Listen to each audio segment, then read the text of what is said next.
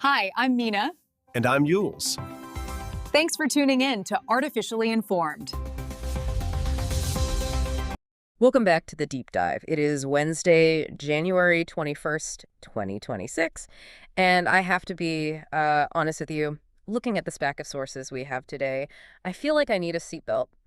If you woke up this morning feeling like the world is spinning just a little faster than usual, you are definitely not alone. It's one of those days, isn't it? It really feels like we're watching a massive collision of about, I don't know, 5 different global systems all at once. Right. Physics, economics, geopolitics, they're all just crashing into each other. Exactly. And at the center of it, we have the World Economic Forum happening right now in Davos, Switzerland, which is, usually this very polite champagne-sipping kind of affair. Right, very civil. But today, it looks more like a crime scene. Yeah. We have markets tanking, we've got diplomatic shouting matches, and actual military threats being thrown around by allies. And that's just the human drama.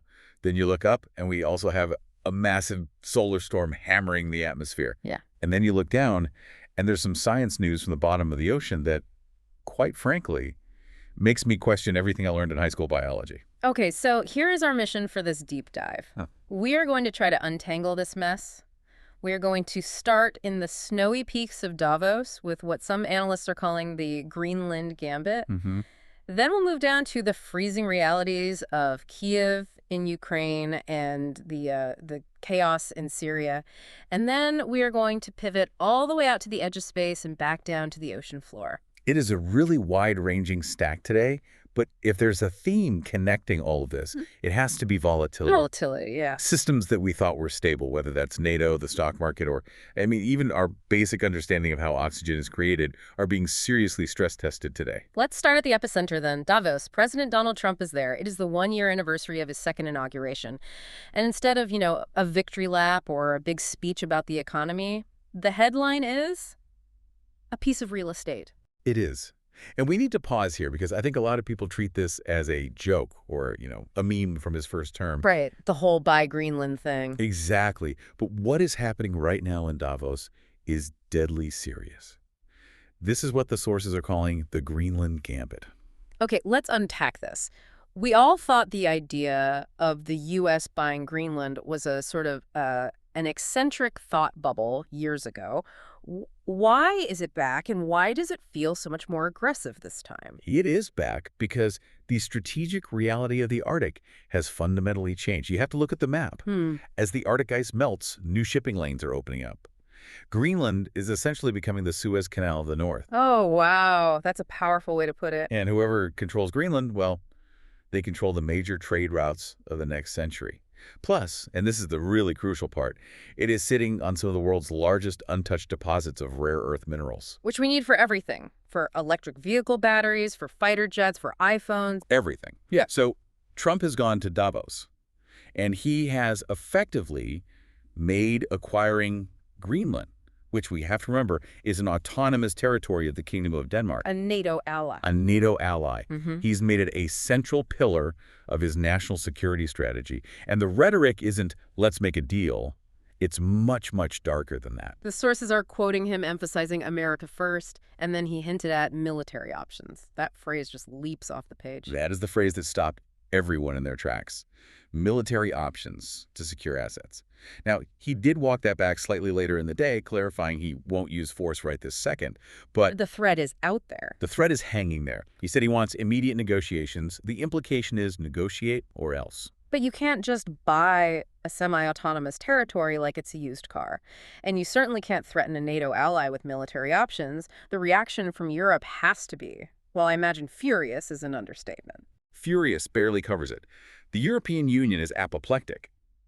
We are seeing phrases like new colonialism and dinosaur diplomacy being thrown around by top EU leaders. Dinosaur diplomacy. And it's not just press releases. Belgian Prime Minister Bart de Wever, who's usually quite a diplomatic figure, basically warned Trump to his face at a Davos panel not to cross these boundaries. And it's escalating beyond just words. French President Emmanuel Macron has entered the chat, and not in a subtle way. No, this is the part that is making geopolitical analysts really, really nervous. President Macron has actually called for NATO military exercises. NATO military exercises. On Greenland. Wait, hold on. He wants NATO, the North Atlantic Treaty Organization, to run military drills on Greenland to protect it from the United States, which is the biggest member of NATO. Precisely. Just think about the symbolism of that for a second. It's completely back. You have a major European leader calling for military drills on Allied territory, specifically to assert sovereignty against the United States. Yeah. That is a level of intra-alliance tension we have not seen in decades, maybe ever. It is a diplomatic standoff within the family. And of course, when the political parents start fighting like this, the markets get scared. Wall Street is absolutely bleeding today. It's a bloodbath. The Dow Jones Industrial Average dropped 870 points. The S&P 500 is down 2%. This is the worst single-day drop in months. And I saw traders are calling it something specific. They are. The Sell America trade? Sell America. That is grim. Why that specific label? What does that mean? It means investors are fleeing U.S. markets because they see this as fundamentally destabilizing. They hate unpredictability. And Trump isn't just asking for Greenland. He is explicitly threatening massive tariffs on European NATO allies who oppose the deal. So it's a threat to the global trade system. Immediately. And in retaliation, Europe has suspended the approval of a long-awaited tariffs deal with the U.S. So you have a new trade war reigniting instantly all over this one issue. It feels incredibly impulsive. That is exactly what Fareed Zakaria points out in his commentary today. He refers to the Mad King element. The Mad King. It's a reference to this shift in U.S. foreign policy. Zakaria argues we are moving away from a strategy based on consistent long-term alliances to this kind of impulsive transactional interaction. And his point is that this actually helps who? Well, his point is that this unpredictability acting on these whims regarding Greenland rather than, a long-term strategy, it actually benefits China. Because China can present itself as the stable, predictable partner, the adult in the room. Exactly. If the U.S. is seen as unreliable and is threatening its own friends, then countries around the world who are looking for partners might pivot to Beijing simply for stability's sake. And right in the middle of this whole mess is NATO chief Jens Stoltenberg trying to play peacemaker. Poor Stoltenberg. He's in Davos, running from meeting to meeting, trying to remind everyone that we need each other, but the fractures are just so deep.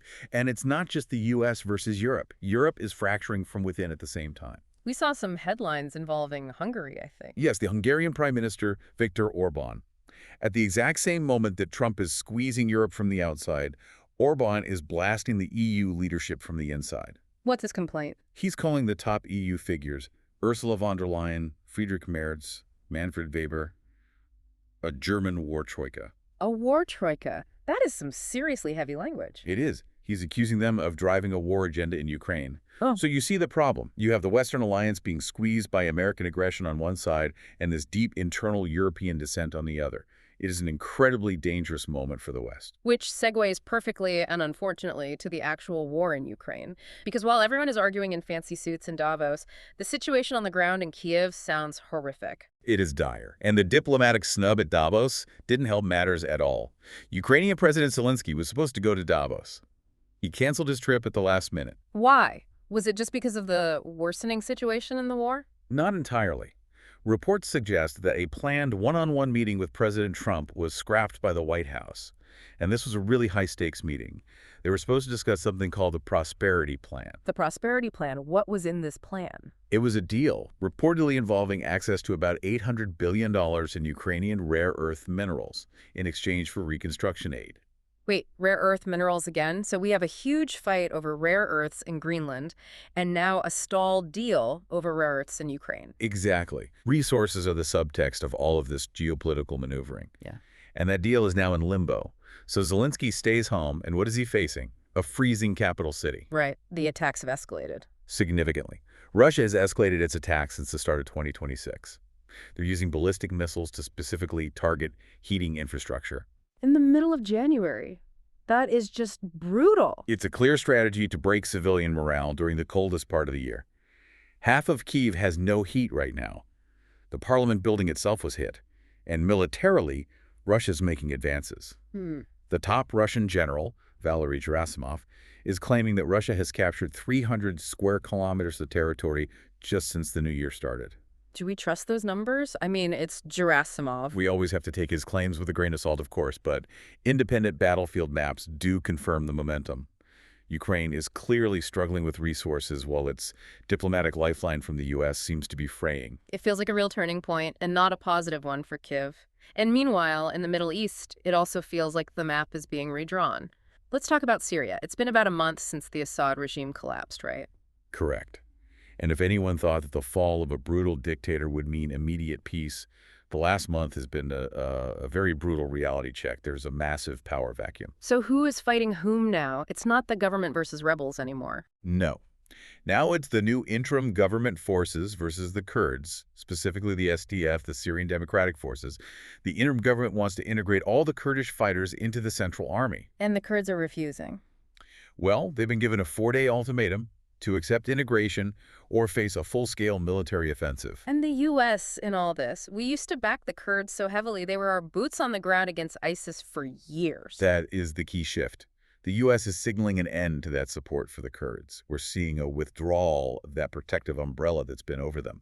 And predictably, in the chaos, ISIS is resurging. How bad is the resurgence? It's alarming. Just in the last few days, there's a major breakout at the al-Shaddadi prison. About 120 ISIS fighters escaped. Oh. And the new Syrian army has had to enter the Al-Hol camp to try and restore order. Remind us what Al-Hol is. It is basically a sprawling, miserable holding pen for tens of thousands of ISIS families and sympathizers. It has been called a ticking time bomb for years. Now, with the security vacuum, it seems to be exploding. It is terrifying how quickly a victory, like toppling a regime, can just turn into a new kind of civil war. And looking broadly at the region, it's not just Syria in turmoil. No, not at all. President Trump is also making waves regarding Iran, stating that it's time for new leadership there amid some growing internal protests. And down in the Horn of Africa, we're seeing these ripple effects from Israel's decision to recognize Somaliland as an independent nation back in December. And Somaliland is a breakaway region of Somalia, correct? Right. It's been self-governing for decades, but not internationally recognized. By recognizing it, Israel caused what are being called strategic ripples.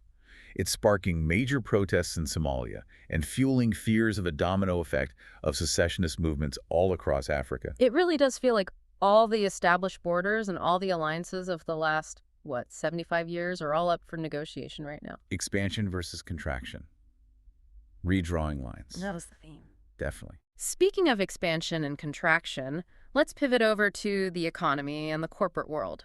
Because while nations are fighting over territory, corporations are fighting for dominance. We have a massive story in the media landscape: Netflix. The streaming wars are absolutely entering their endgame. Netflix has just revised its bid for Warner Bros. Discovery. And the change is significant. It is. It's an all-cash offer now. All cash. That is a huge power move. It is a move of defensive aggression, really. They are trying to thwart a hostile takeover attempt by Paramount. So it's the bidding war. It is. And Netflix seems to realize that to survive and truly dominate, they can't just be a platform anymore. They need the back catalog, they need the intellectual property, the prestige of a legacy studio like Warner Bros.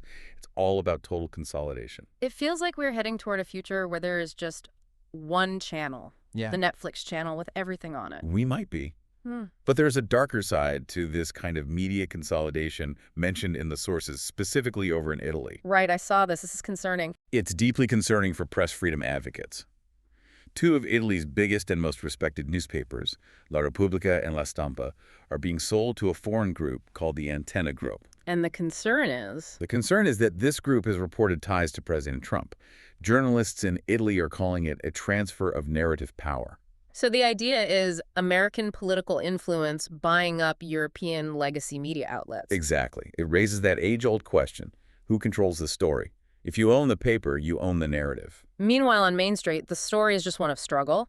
We are seeing what really looks like a retail apocalypse 2.0. It is ugly out there for brick and mortar. We have a 25-year-old national BBQ chain closing 80 locations basically overnight. Wow. And overall, retail layoffs are surging. Over 45,000 jobs have been lost just in the last month or so. It is a major contraction of the physical economy. And there was a weird little crime story that highlighted the shift to digital, too. Yeah, a 19-year-old McDonald's worker was arrested. Apparently, he figured out a way to double-charge customers using the digital payment system and was funneling the extra money to himself. It's a small story, but it shows the new vulnerabilities. Exactly. But, and here is the great paradox in the economy right now, Right. while retail is dying, Hiring in AI is absolutely booming. That is the new collar era we're hearing about. LinkedIn data is showing this massive split. Yeah. If you work in physical retail, your job is very much at risk. If you work in AI, you can pretty much write your own ticket. But is the U.S. losing the AI race? I saw a headline from Microsoft's president, Brad Smith, that was pretty stark. He was surprisingly blunt for a corporate executive, yeah. He just came out and admitted that China is winning the AI race right now. And he named names. He did. He cited a Chinese model called DeepSeek, and just the sheer speed of adoption and the massive government subsidies in China. It's a real wake-up call for Silicon Valley. And how is the U.S. responding? Well, Elon Musk is responding in the most Elon Musk way possible. By going to space, naturally. Of course. He's restarting development on Dojo 3, which is his custom AI supercomputer. But he says it is specifically for space-based AI compute. Space-based AI compute. What does that even mean? It sounds like science fiction, but the idea is to put massive solar-powered data centers into orbit. Why? Well, the thinking is you have unlimited solar energy up there and the natural cooling of space, which is, very cold. So you could run these enormous AI models without straining the power grid on Earth. That is either brilliant or completely insane. Maybe both. With Musk, it's often both. But not everyone is so gung-ho about AI. There's a pushback happening in education. A pretty strong one. The Brookings Institution just put out a major study urging schools to keep AI out of classrooms, at least for younger kids. What's the reasoning? They're studying major risks to cognitive and emotional development. The idea that if you let AI do all the thinking and writing for you as a child, your own brain doesn't develop those critical pathways. Which is fascinating because at the same time, there's new neuroscience showing just how similar our brains are to these AI models. It's an incredible finding. New studies are showing that the human brain processes spoken language in a way that is surprisingly similar to how AI large language models work, using predictive processing. So our brains are basically just very sophisticated autocomplete machines. In a way, yeah.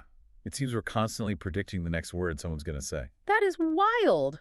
Speaking of wild things happening in the universe, let's look at our science and space stack, because while we are worrying about AI and geopolitics, the sun decided to remind us who is really in charge. We just got hit by a G5 level solar storm. That is the strongest category there is. We have not seen one this big since 2003. And the visuals were just incredible. Absolutely stunning. The northern lights, the aurora, were visible as far south as the UK and parts of mainland Europe for 2 nights in a row. Just spectacular. But while it's pretty, a G5 storm is actually quite dangerous. It's very dangerous. It poses a real risk to power grids, to satellite navigation, to communications. It is a powerful reminder of how fragile our global tech infrastructure really is. And we actually learned something new about why these massive solar flares happen, right? We did. This is really cool. A spacecraft captured what solar physicists are calling a magnetic avalanche on the sun. A magnetic avalanche? Yeah, imagine snow piling up on a mountainside until the whole thing just snaps and comes crashing down. Okay. The sun does the same thing, but with its massive tangled magnetic fields.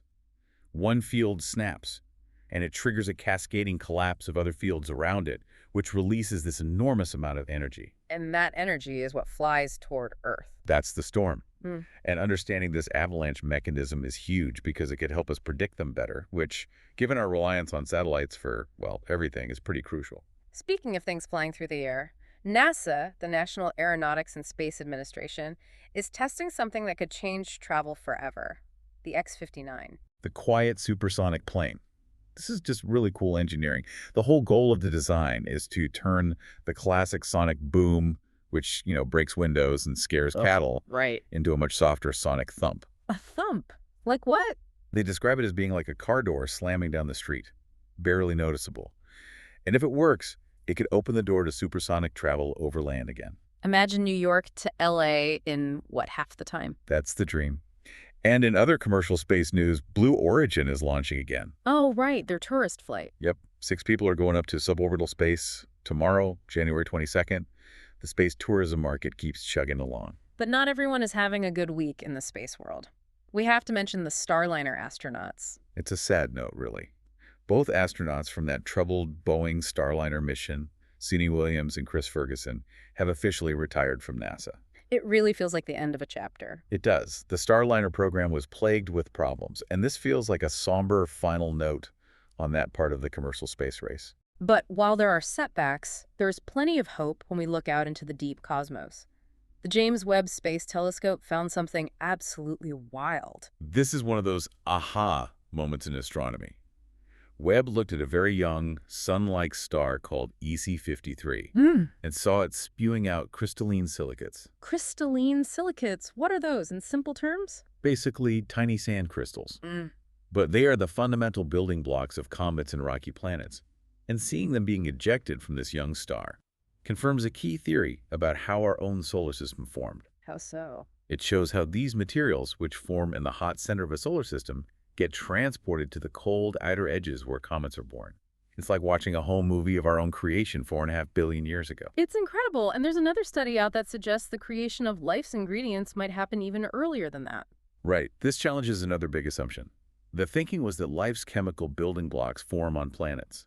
This new research suggests they might actually form in the cold, dark emptiness of interstellar space. In the clouds between the stars. Exactly. So the ingredients for life might be floating around the galaxy just waiting for a nice warm planet to land on. But the discovery that really just blew my mind today wasn't in space. It was at the very bottom of the ocean.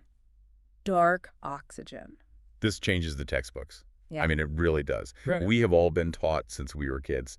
Oxygen comes from photosynthesis. Right. Plants, algae, sunlight, no sun, no oxygen. Biology 101. Well, scientists are launching a major expedition to prove that isn't entirely true. They found compelling evidence that metallic nodules, these potato-sized rocks that are rich in metals on the abyssal plains of the deep ocean, actually generate oxygen. How is that possible? There is absolutely no light down there. Through a process called electrolysis. The different metals in the nodules create a small electric charge in the seawater. Like a natural battery. A natural battery on the ocean floor. And that electric charge splits the seawater molecules H2O into hydrogen and oxygen. So deep in the crushing dark where no light has ever reached, the ocean floor is literally breathing. That is unbelievable.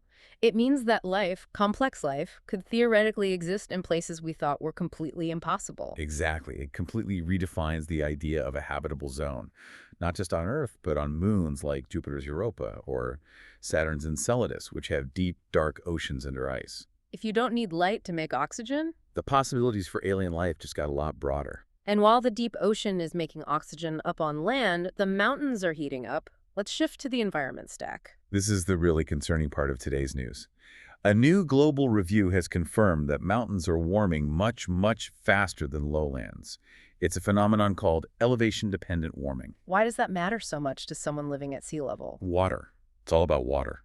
Mountains are the water towers of the world. Think of the Himalayas, the Andes, the Rockies.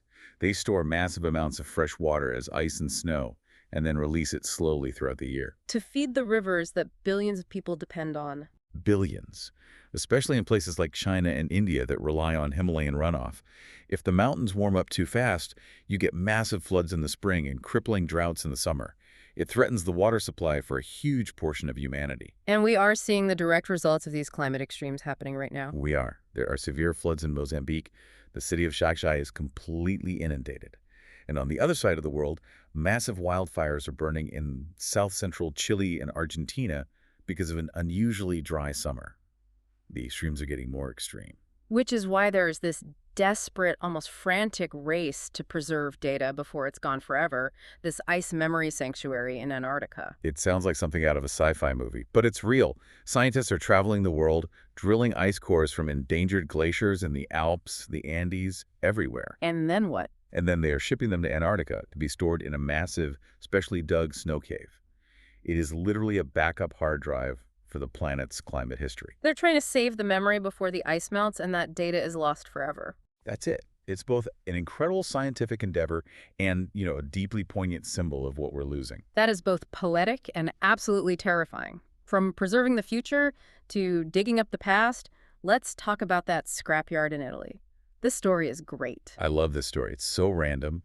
Workers are just digging in a regular old scrapyard, probably looking for scrap metal, and their excavator hits a Roman ruin. Not just any ruin. No, two massive, beautifully preserved Roman pools from the 2nd century BC.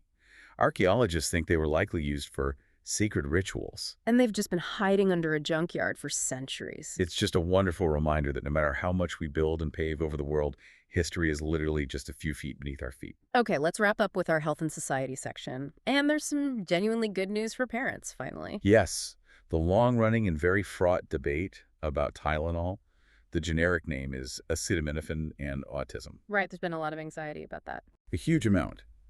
But a new, major, and what they're calling definitive study has found no link between using Tylenol during pregnancy and the development of autism or ADHD in children. This counters a lot of the noise and, frankly, the misinformation we have heard recently. It directly counters claims made by some public figures, including Donald Trump.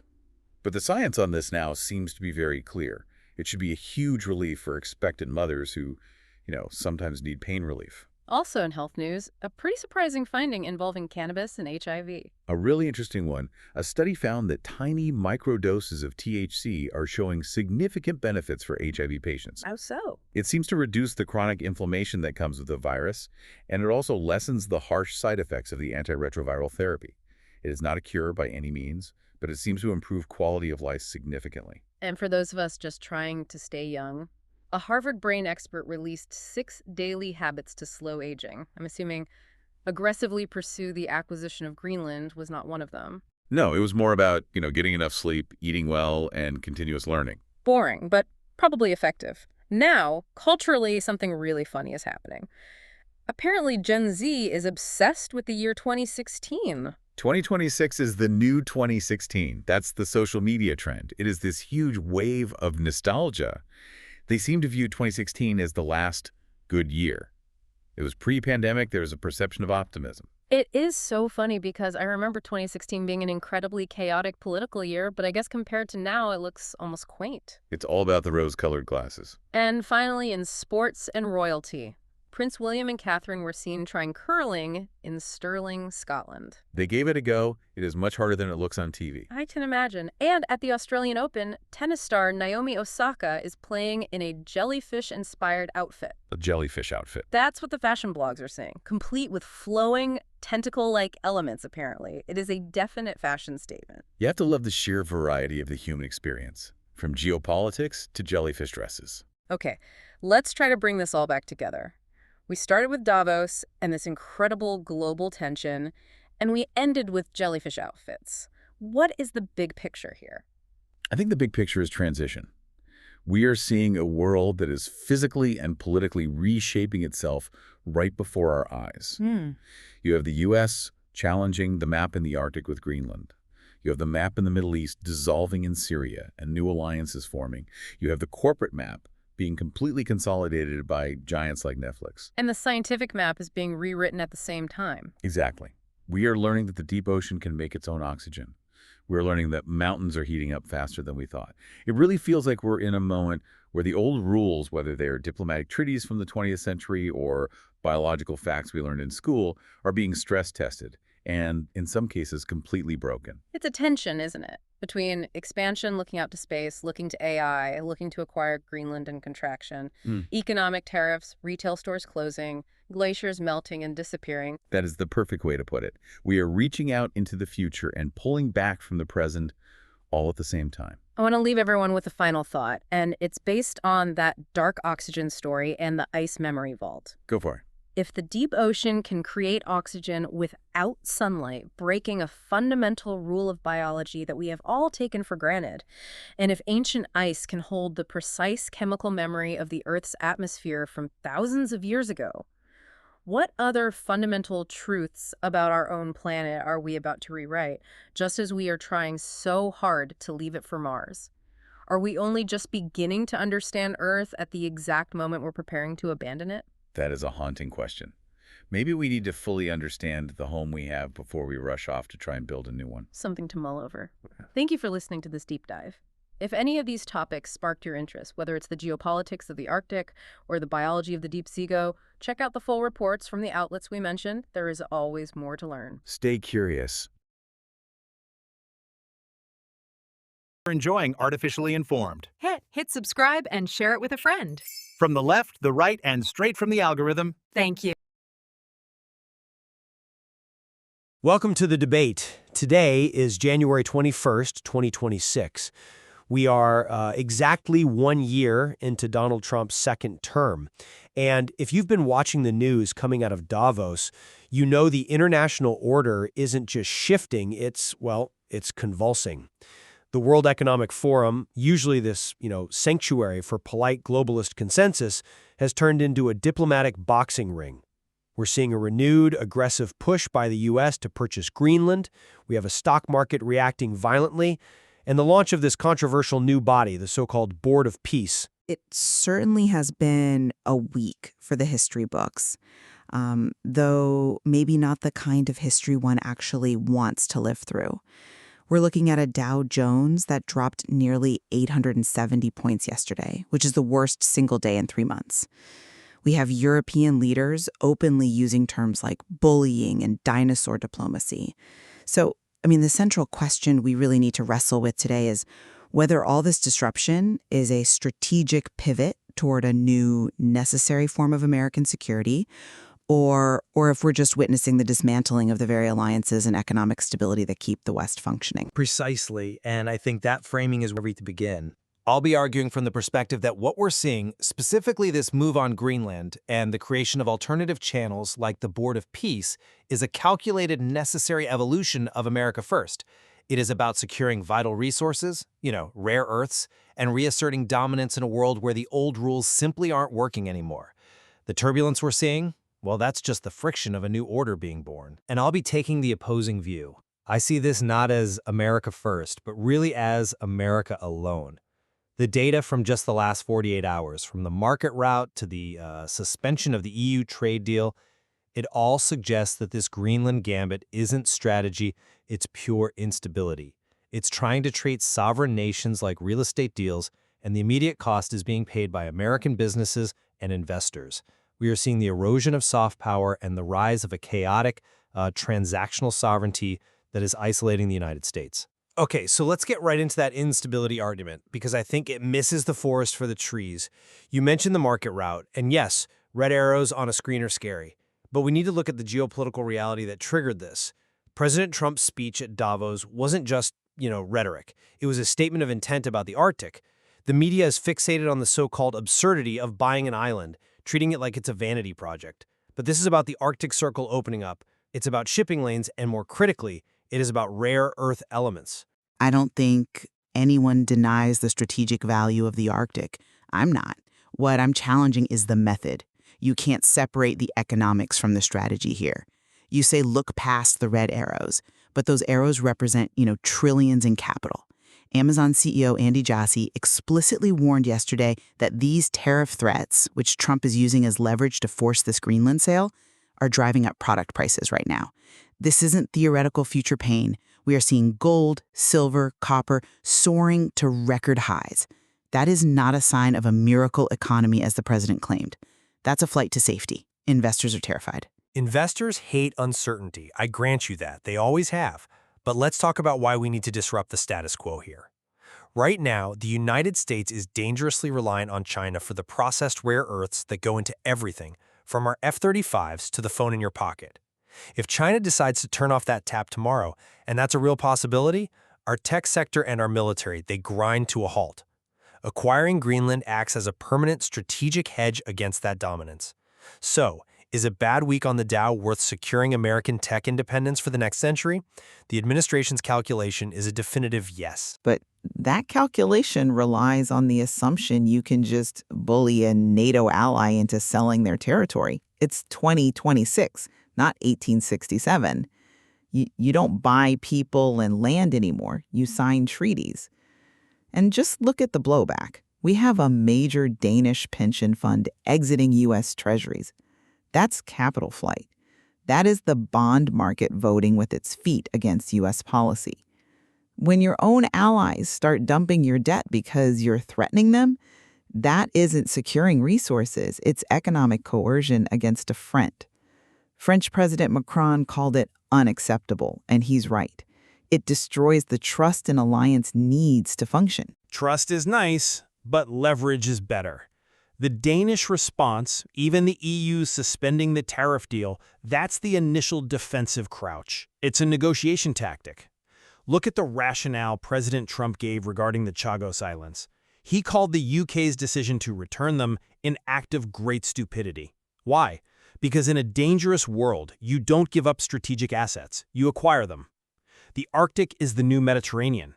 And if the U.S. doesn't plant its flag there firmly, and yes, that means pressure, we are ceding the entire board to Russia and China. This isn't dinosaur diplomacy. It's realism. We're using our economic leverage to ensure our allies contribute to security in a tangible way. Realism usually implies acknowledging reality, though, not ignoring it. The reality is the EU is our largest trading partner. Suspending that trade deal isn't a crouch or a bluff. It's a massive economic blow. The Belgian Prime Minister warned these tariffs could be catastrophic for their economy, and inevitably, that pain rebounds to us. Global trade is a two-way street. And on the strategic assets, you mentioned the Chagos Islands comment. That didn't just signal strength, it insulted the UK, our closest intelligence partner. You're trading long-term loyalty for short-term territorial ambition. It's just a bad trade. Well, I think we have to redefine what loyalty even means in this new context. For decades, the U.S. has subsidized European security while they criticized our policies and frankly undercut us on trade. Trump is just flipping the script. If Denmark and the EU want the American security umbrella, they might have to accept the rain that comes with it. And speaking of new structures, this brings us to the Board of Peace. This is the other major development from Davos that has the international community up in arms. Up in arms is putting it mildly. The Board of Peace, or BOP, is being pitched as this alternative to the UN. But let's look at what it actually is. It's a parallel diplomatic body that legal experts are already flagging as potentially unconstitutional. It sidesteps the Senate. It challenges the supremacy of established international law. And the charter itself, it doesn't even explicitly mention the Gaza conflict it supposedly claims to be addressing. It feels less like a serious diplomatic effort and more like a club for transactionalists to bypass accountability. I'm just not convinced by the whole sanctity of the UN argument, because the United Nations has manifestly failed. We've seen the paralysis in the Security Council for years, with Ukraine, with Gaza. The veto power creates gridlock. The Board of Peace is designed to break that. It's already signed on Israeli Prime Minister Netanyahu, along with the UAE, Bahrain, and Hungary. That is a coalition of the willing. It's led by people like Jared Kushner and Tony Blair, people focused on transactional outcomes, on reconstruction, not on, procedural debating societies. If the UN can't solve these problems, why shouldn't the US lead a body that can? But just look at that list of names. It's an echo chamber. You have Netanyahu. You have Hungary's Orban endorsing it. These are leaders who are often at odds with democratic norms. And consider who's excluded. Ukrainian President Zelensky canceled his trip to Davos after a meeting with Trump was scrapped. So the Board of Peace seems to be a venue for those willing to play by Trump's rules, while a country actually fighting for its survival, Ukraine, is left out in the cold. It's fundamentally exclusionary. Well, exclusion is sometimes necessary for efficiency. The UN includes everyone, which is precisely why they agree on nothing. The BOC excludes those who aren't ready to cut a deal. If the goal is peace, actual quiet on the ground, then maybe you need a boardroom, not a general assembly. And as for the legality of it, international law is only as strong as the power enforcing it.